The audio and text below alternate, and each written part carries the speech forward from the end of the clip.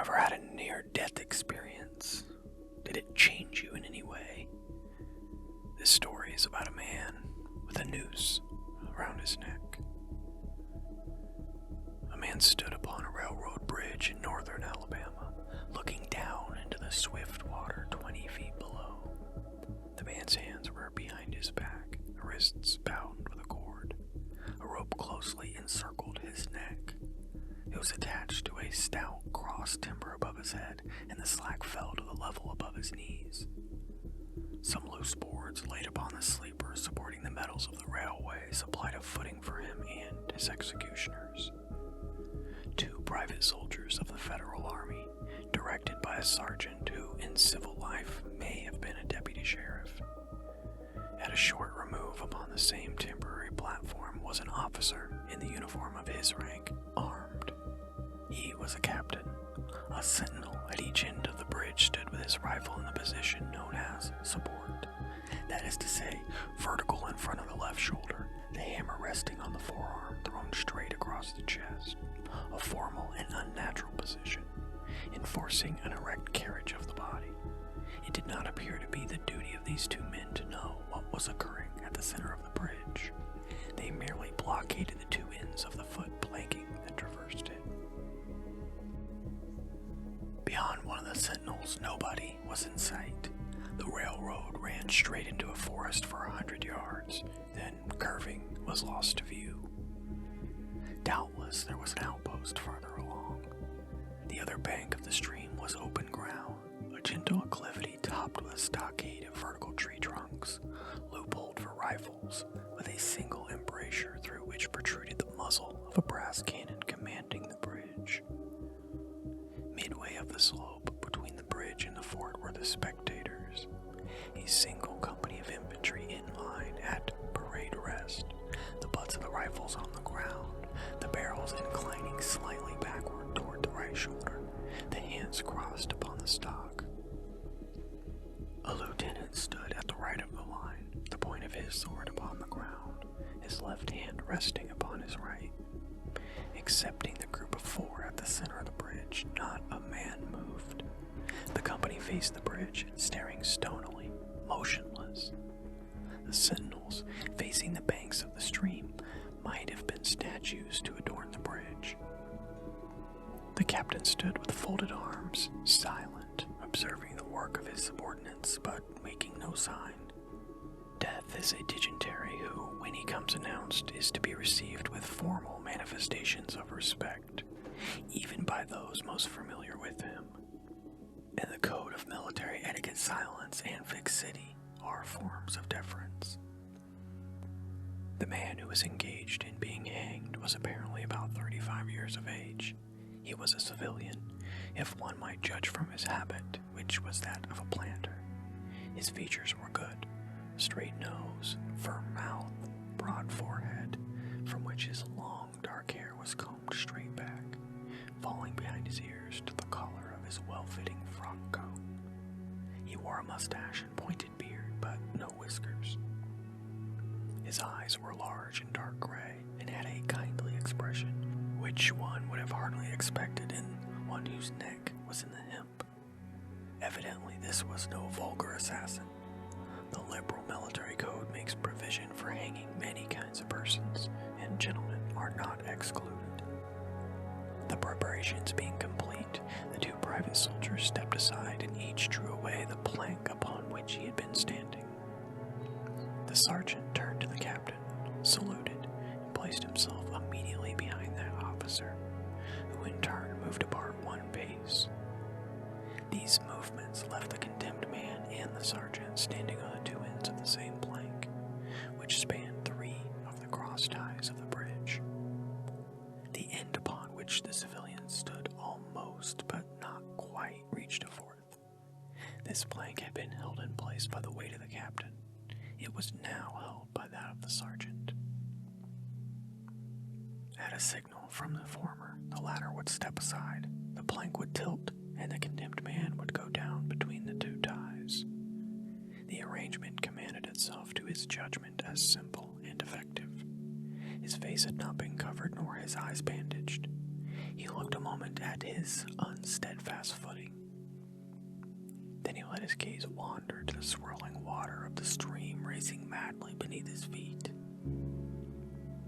A piece of dancing driftwood caught his attention, and his eyes followed it down the current. How slowly it appeared to move. What a sluggish stream. He closed his eyes in order to fix his last thoughts upon his wife and children.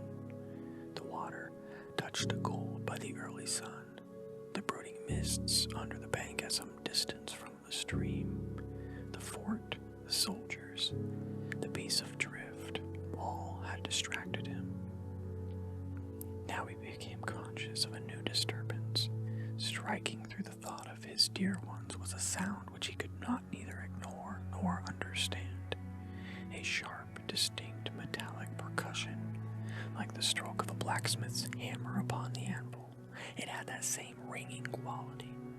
He wondered what it was, and whether immeasurably distant or nearby. It both seemed. Its recurrence was regular, but as slow as the tolling of a death knell. He awaited each stroke with impatience, and he knew not why, apprehension. The intervals of silence grew progressively longer. The delays became maddening. With their greater infrequency, the sounds increased in strength and sharpness. They hurt his ear like the thrust of a knife. He feared he would shriek. What he heard was the ticking of his watch. He unclosed his eyes and saw again the water below him. If I could free my hands, he thought, I might throw off the noose and spring into the stream.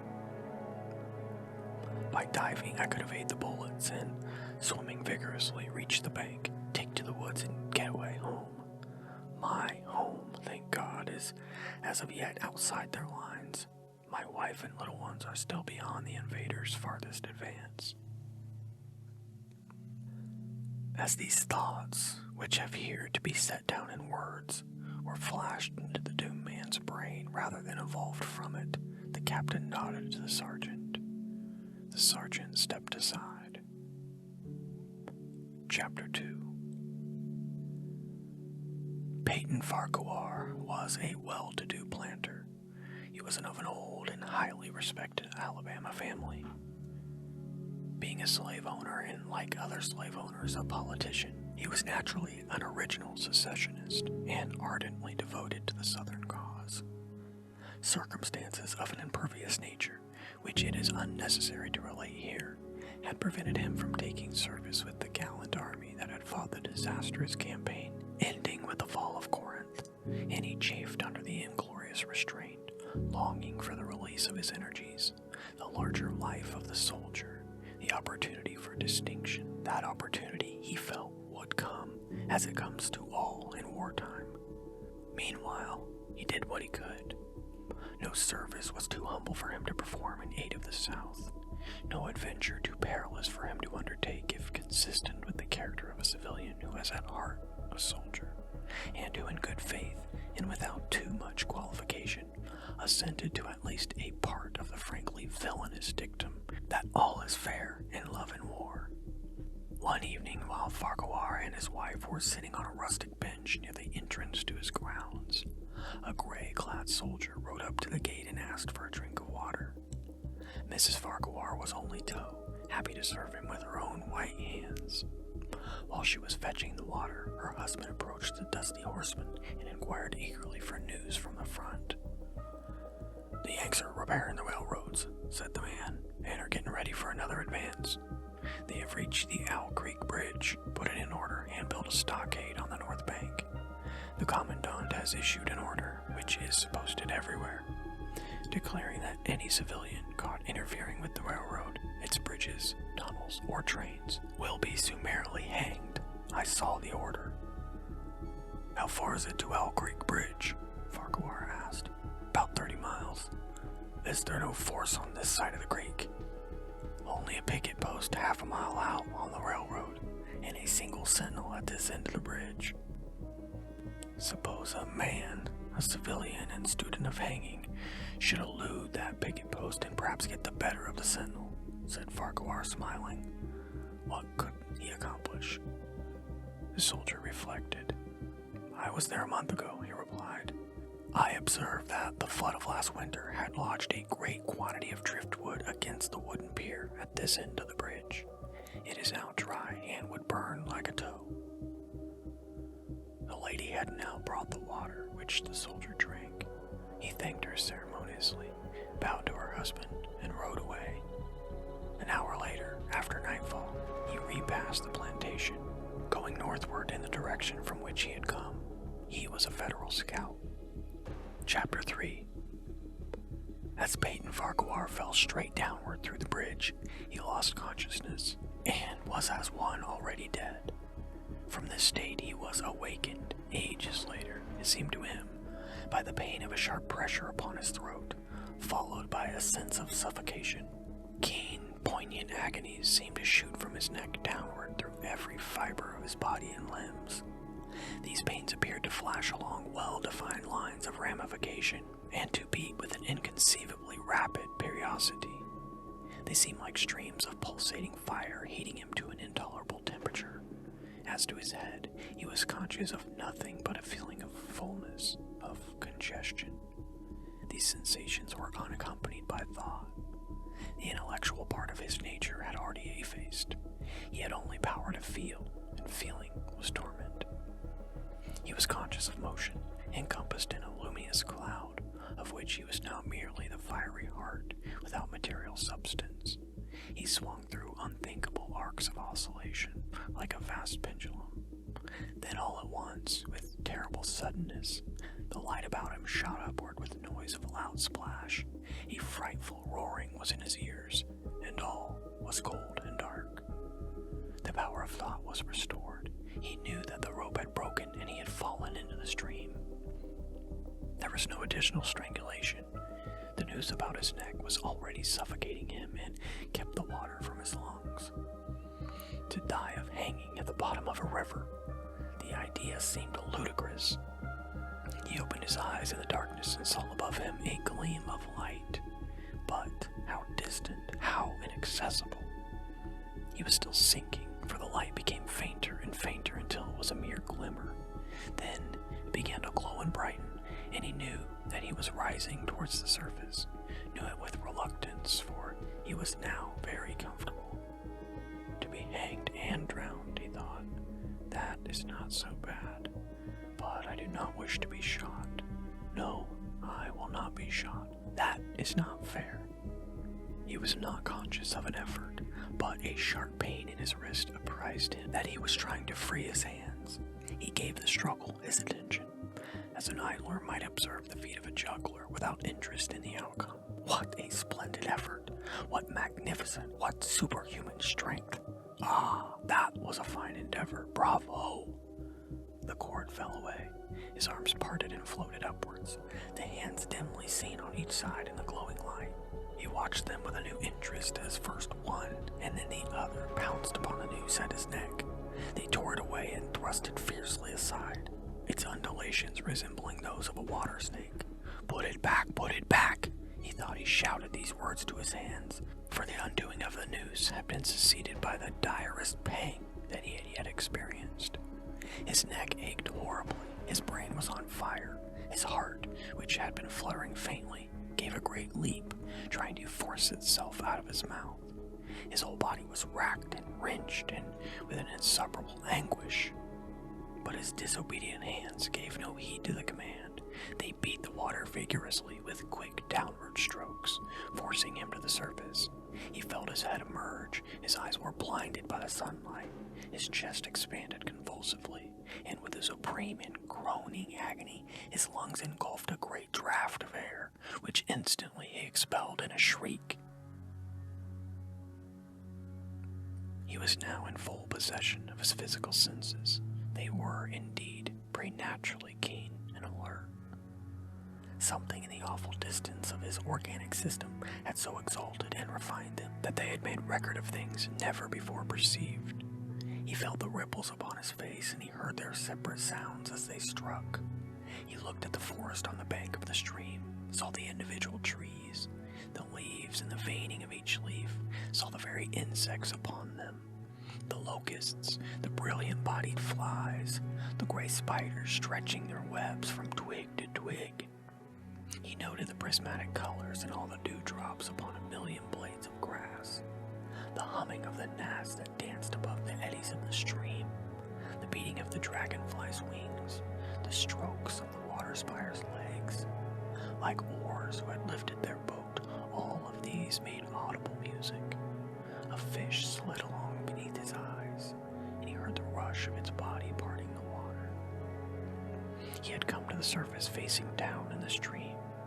In a moment, the visible world seemed to wheel slowly around, himself the pivotal point, and he saw the bridge, the fort, the soldiers upon the bridge, the captain, the sergeant, 2 privates, his executioners. They were silhouette against the blue sky. They shouted and gesticulated, pointing at him. The captain had drawn his pistol, but he did not fire. The others were unarmed. Their movements were grotesque and horrible, their forms gigantic.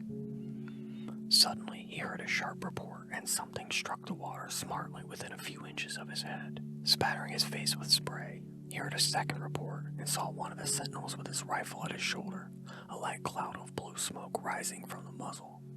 The man in the water saw the eye of the man on the bridge gazing into his own through the sights of the rifle.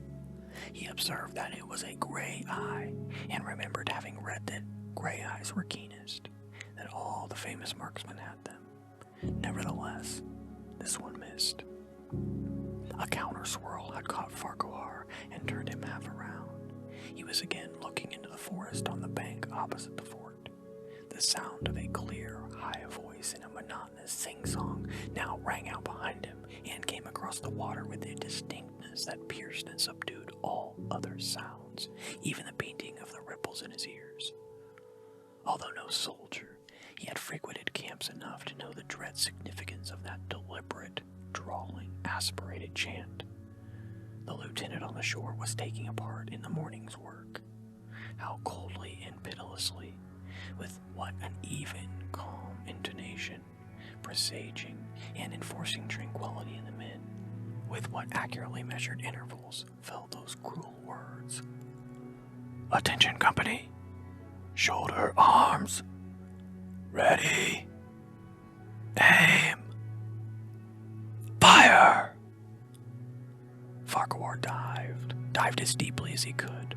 The water roared in his ears like the voice of Niagara, yet he heard the dull thunder of the volley, and rising again towards the surface, met shining bits of metal, singularly flattened, oscillating slowly downward. Some of them touched him on the face and hands, then fell away, continuing their descent. One lodged between his collar and neck. It was uncomfortably warm, and he snatched it out. As he rose to the surface, gasping for breath, he saw that he had been a long time underwater. He was perceptibly further downstream, nearer to safety. The soldiers had almost finished reloading. The metal ramrods flashed all at once in the sunshine as they were drawn from the barrels, turned in the air, and thrust into their sockets. The 2 sentinels fired again, independently and ineffectually. The hunted man saw all this over his shoulder. He was now swimming vigorously with the current. His brain was as energetic as his arms and legs. He thought with the rapidity of lightning. The officer, he reasoned, will not make that Martin's error a second time. It is easy to dodge a volley as a single shot. He has probably already given the command to fire at will. God help me, I can't dodge them all. An appalling splash within 2 yards of him was followed by a loud rushing sound, diminuendo, which seemed to travel back through the air to the fort, and then died in an explosion which stirred the very river to its depths. A rising sheet of water curled around him, fell down upon him, blinded him, strangled him. The cannon had taken a hand in the game. As he shook his head free from the commotion of the smitten water, he heard the deflected shot humming through the air ahead, and in an instant it was cracking and smashing the branches in the forest beyond. They will not do that again, he thought. The next time they will use a charge of grape. I must keep my eye upon the gun. The smoke will apprise me. The report arrives too late. It lags behind the missile. That is a good gun. Suddenly he felt himself whirled around and around, spinning like a top.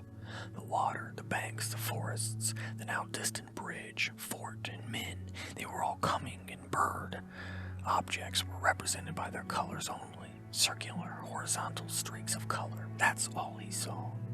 He had been caught in a vortex and was being whirled on with a velocity of advance and gyration that made him giddy and sick. In a few moments, he was flung upon the gravel of the foot of the bank in the stream, the southern bank, and behind a projecting point which concealed him from his enemies. Then, sudden arrest of his motion, the abrasion of one of his hands on the gravel restored him, and he wept with delight. He dug his fingers into the sand, threw it over himself in handfuls, and audibly blessed it. It looked like diamonds, rubies, emeralds. He could think of nothing more beautiful which it did not resemble. The trees upon the bank were giant garden plants. He noted a definite order in their arrangement, inhaled the fragments of their blooms. A strange roseate light shone through the space among their trunks, and the wind made in their branches the music of aeolian harps. He had no wish to perfect his escape, was content to remain in that enchanting spot until retaken. A whiz and rattle of grape shot among the branches high above his head roused him from his dream. The baffled cannoneer had fired him a random farewell. He sprang to his feet, rushed up the sloping bank, and plunged into the forest. All that day he traveled, laying his course by the rounding sun. The forest seemed interminable. Nowhere did he discover a break in it, not even a woodsman's road. He had not known that he lived in such a wild region. There was something uncanny in the revelation. By nightfall he was fatigued, footsore, famishing. The thought of his wife and children urged him on. At last he found a road which led him in what he knew to be the right direction. It was as wide and straight as a city street, yet it seemed untraveled. No fields bordered it, no dwelling anywhere. Not so much as the barking of a dog suggested human habitation. The black bodies of the trees formed a straight wall on both sides, terminating on the horizon in a point, like a diagram in a lesson in perspective. Overhead, as he looked through this rift in the wood, shone great garden stars looking unfamiliar and grouped in strange constellations. He was sure they were arranged in some order which had a secret and malign significance. The wood on either side was full of singular noises, among which, once, twice, again, he distinctly heard whispers in an unknown tongue. His neck was in pain, and lifting his hand to it, found it horribly swollen. He knew that it had a circle of black where the rope had bruised it. His eyes felt congested. He could no longer close them. His tongue was swollen with thirst. He relieved its fever by thrusting it forward between his teeth into the cold air. How softly the turf had carpeted the untraveled avenue. He could no longer feel the roadway beneath his feet. Doubtless, despite his suffering, he had fallen asleep while walking. For now, he sees another scene. Perhaps he has merely recovered from a delirium. He stands at the gate of his own home. All is as he left it, all bright and beautiful in the morning sunshine. He must have traveled the entire night. As he pushes open the gate and passes up the wide white walk, he sees a flutter of female garments. His wife, looking fresh and cool and sweet, steps down from the veranda to meet him. At the bottom of the steps, she stands waiting with a smile of ineffable joy, an attitude of matchless grace and dignity. Oh, how beautiful she is! He springs forward with extended arms. As he is about to clasp her, he feels a stunning blow upon the back of his neck. A blinding white light blazes all about him with a sound like the shock of a cannon. Then all is darkness and silence. Peyton Farquhar was dead. His body, with a broken neck, swung gently from side to side beneath the timbers of the Owl Creek Bridge. Wow, that was awesome. I really liked this story, and I didn't even know that it was by Ambrose Bierce until I started reading this. So I hope you guys enjoyed it, and if you like this content, you get anything out of it, please hit the subscribe button because it does really help the channel.